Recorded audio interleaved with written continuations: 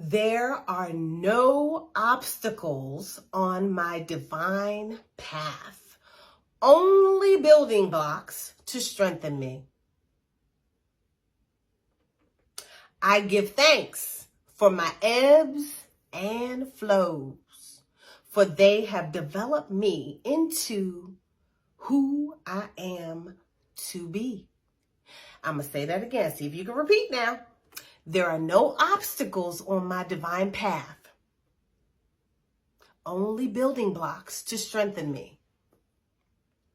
I give thanks for the ebbs and the flows, for they have developed me into who I am to be. Ashe. That is so true.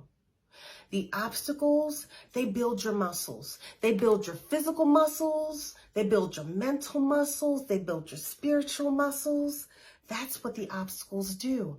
Every time you have a trial or a tribulation, you tend to connect more with your higher self. You tend to connect more with spirit. You do, So if you have a trial or tribulation, figure out what it is you're supposed to learn from the situation and learn it so that you could build your mental and your spiritual muscles and then move on. Ashe. Thank you for watching.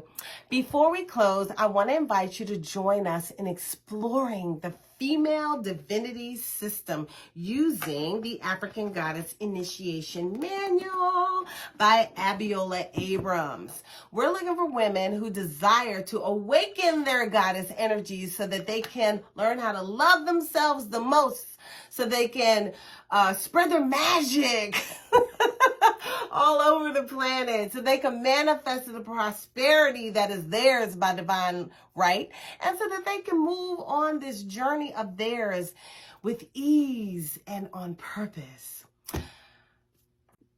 The goddesses must be awakened. So if you're ready to elevate your life and you want to be a part of this mission, look in the description box or in the profile section and find the link to our sister circle and meet us on the other side.